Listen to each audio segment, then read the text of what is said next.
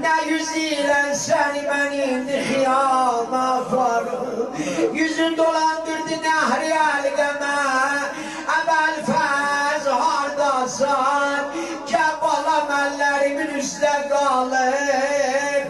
Ses geldi nehri elgemden Hüseyin, bedenimde kollarım yoktu.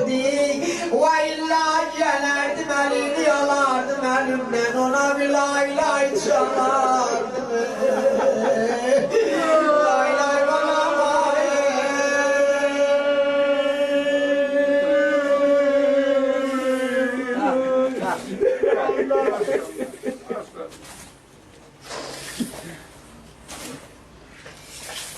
Ne yüzüyle seni ben indi hıyama aparım bala. Kim görüp mah Ali üstte kana ulduz boyana. Kim görüp mah Ali üstte kana ulduz boyana. Kim görüp bir bala elde ata hiclet dayana. Ha, kim görüp bir mah Ali üstte kana ulduz boyana. Tehdil verebilsem iltimas-ı dua.